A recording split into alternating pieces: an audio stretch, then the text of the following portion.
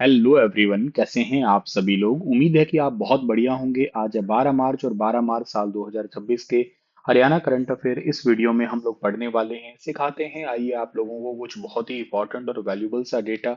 मेरे प्यारे बच्चों, अगर आप लोग तैयारी कर रहे हैं हरियाणा एचपीएससी एससीएस एग्जाम की, तो आप स्टार आईक्यू ये एप्लीकेशन या सुनील बिश्नोई एप्लीकेशन पे जाके आधारशिला नाम का बैच है, आप इसे एक्सेस कर सकते हैं। और अगर आप सीईटी मेंस की तैयारी कर रहे हैं तो आप द्रोणाचार्य बैच है, उसे एक्सेस कर सकते हैं अपनी प्रिपरेशन को स्ट्रांग करने के लिए। प्यारे बच्चों, आज का पहला सवाल आपके लिए रहेगा कि हरियाणा में पीएम श्री योजना के तहत प्रत्येक चयनित स्कूल को बुनियादी ढांचे की मजबूती के लिए कितनी राशि दी गई है कि दी जाएगी। तो इस सवाल का ठीक आंसर रहेगा 2 करोड़ रुपए दिए जाएंगे स्कूलों के अंदर, जो है ना, बेसिक इंफ्रास्ट्रक्चर मजबूत करने के लिए। बजट का आवंटन है प्रत्येक पीएम श्री स्कूल को बुनियादी ढांचे के लिए 2 साल में 2 करोड़ रुपए दिए जाएंगे। और इसके लिए जो है 21 मेन कंपोनेंट है, उनको कवर किया गया है। साल 2025-26 का टोटल बजट जो है ना 191.69 करोड़ रुपए है। इसके लिए इंफ्रास्ट्रक्चर के लिए, स्कूलों के इंफ्रास्ट्रक्चर के लिए, जिसमें 95.87 करोड़ रुपए की स्वीकृति मिल चुकी है।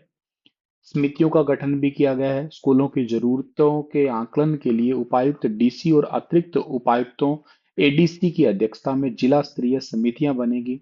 एचसीएस अधिकारियों को मेनली जो है ना, कम से कम एक पीएम श्री स्कूल को गोद लेना होगा या वो गोद लेंगे। इन स्कूलों में सभी शैक्षणिक और गैर शैक्षणिक पदों की प्राथमिकता के आधार पर जो है ना, इनको भरा जाएगा। तो टोटल पहले चरण में 250 स्कूलों को कवर किया जाएगा इसमें। और राज्य के 143 विकास खंडों में 137 खंड जो है ना, वो कवर हो चुके हैं इसके अंदर। ठीक है। और इसमें पर्यावरण अनुकूल इन स्कूलों को बनाया जाएगा। आधुनिक शिक्षा जैसे स्मार्ट क्लासेस है, डिजिटल उपकरण है, या एक्सपीरियंस बेस्ड लर्निंग सिस्टम है, वो भी इसमें ऐड ऑन किए जाएंगे। राज्य के 3 पीएम श्री स्कूल को 3 मॉडल संस्कृति स्कूल चुने जाएंगे और उनको स्वतंत्रता दिवस के अवसर पे सम्मानित किया जाएगा, सर्वश्रेष्ठ प्रदर्शन करने वाले स्कूलों को। अभी हाल ही में हाई पावर परचेज कमेटी की बैठक भी हुई है, जिसमें 657.82 करोड़ की परियोजनाओं को मंजूरी मिली है अभी हाल ही में।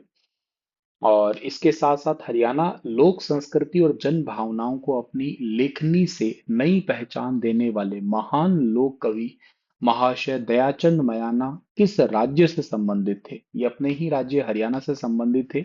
अभी हाल ही में हरियाणा की लोक संस्कृति को सशक्त करने के लिए महाशय दयाचंद मयाना जी की जयंती को सेलिब्रेट किया गया है हरियाणा के अंदर। इनको हरियाणा का जॉन मिल्टन कहा गया है। और के साथ साथ नेताजी सुभाष चंद्र बोस के प्रशंसक भी ये माने गए हैं, समाज सुधारक भी इनको माना गया है। के साथ साथ इनको सांस्कृतिक धरोहर जैसे किस्सा भगत सिंह, झांसी की रानी, ऐसे कई सारी रागनियां भी इन्होंने लिखी है। इनका जन्म 10 मार्च 1915 को हुआ था, रोहतक के मयाना गांव में हुआ था। 20 जनवरी 1993 को इनका देहांत हुआ था। साधारण परिवार से संबंधित थे।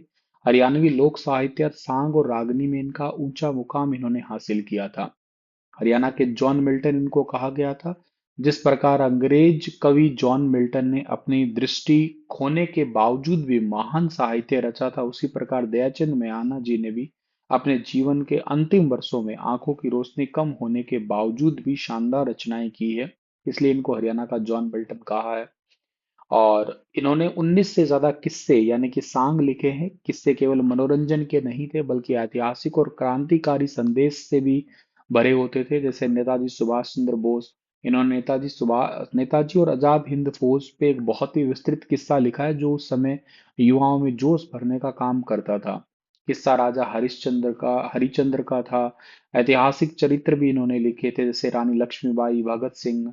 समाज सुधार से संबंधित भी इन्होंने काम किया, जैसे दहेज प्रथा, नशाखोरी, छुआछूत जैसी सामाजिक बुराइयों पर भी इन्होंने रागनियां लिखी, जो आज भी गाँव में एक बहुत अच्छा एग्जाम्पल पेश करती है।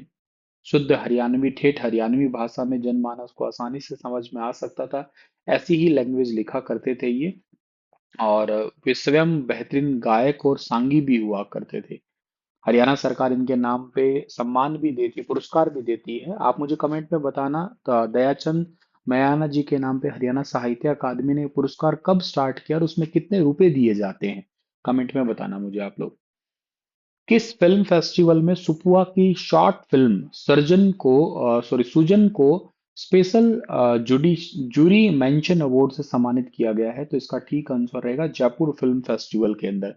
दादा Laxmichand state university of performing and visual arts को सुजन के मूवी सुजन के लिए 18वें जयपुर इंटरनेशनल फिल्म फेस्टिवल 2026 में सम्मानित किया गया है। और इस मूवी के प्रोड्यूसर जो है ना, सुपुआ ने ही किया है इस मूवी को प्रोड्यूस एक्चुअली, ठीक है, डीएलसी सुपुआ के द्वारा। 13वीं Indian open race walking championship में 35 किलोमीटर रेस वॉक में किस हरियाणवी ने रजत पदक जीता है? तो रजत पदक जीता है, संदीप कुमार ने जीता है 13वीं Indian open race walking championship में 35 किलोमीटर रेस वॉक में महेंद्रगढ़ के ओलंपियन संदीप कुमार ने 3 घंटे और 18 सेकंड समय के साथ सिल्वर मेडल जीता है। यूपी के राम बाबू ने इसमें गोल्ड मेडल जीता है। ठीक है। भारतीय उद्योग परिसंघ के द्वारा आयोजित चौथी नेशनल इलेक्ट्रिकल सेफ्टी प्रतियोगिता 2025 में हरियाणा के किस कंपनी को गोल्ड अवार्ड मिला है? तो ये जिंदल स्टेनलेस को ही मिला है, लगातार इसी को ही मिल रहा है। नेशनल इलेक्ट्रिकल सेफ्टी कंपटीशन 2025 में गोल्ड अवार्ड से सम्मानित किया गया है। कंपनी को यह सम्मान electrical safety risk management large category के लिए मिला है। केस स्टडी मतलब अपने इक्विपमेंट सही रखते हैं, जिससे बेसिकली यहाँ काम करने वाले मजदूरों को नुकसान नहीं पहुंचता है। बिजली क्षेत्र की राष्ट्रीय नियामक रैंकिंग में हरियाणा को देश में कौन सा स्थान मिला है? तो हरियाणा को इसमें 8वां स्थान मिला है देश के अंदर। 100 में से 88.5 नंबर लिए हैं, ए ग्रेड हासिल किया है। हरियाणा इस रैंकिंग में, हरियाणा में देश में जो ना 8वां स्थान हासिल किया है। हरियाणा में फरवरी 2026 तक कितने गांवों को 24 घंटे बिजली दी जा रही है? तो 24 घंटे बिजली वाले गांव अब हो चुके हैं 6019 गांव हो चुके हैं। 6019 टोटल विलेज हो चुके हैं। महारा गांव जगमग गांव योजना के चलते हुए नया डेटा अपडेट है। पहले ये गांव थे 5878 थे, और मतलब 5877 थे, एक बाद में अपडेट किया था, पर खैर चलो, आपको ये पुराने वाला आंकड़ा भी याद नहीं करना। अब याद रखना है 6019 टोटल विलेज है। 55,157 घरों में रूफ टॉप सोलर पैनल लग चुके हैं। और 31 मार्च 2027 तक 2.22 लाख घरों की छतों पे सोलर पैनल लगाने का सरकार ने टारगेट भी रखा है। तो 6019 याद रख लेना आप लोग, ठीक है।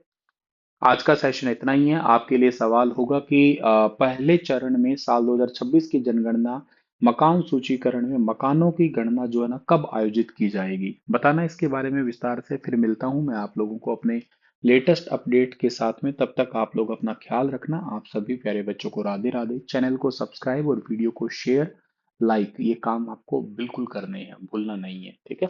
शुक्रिया।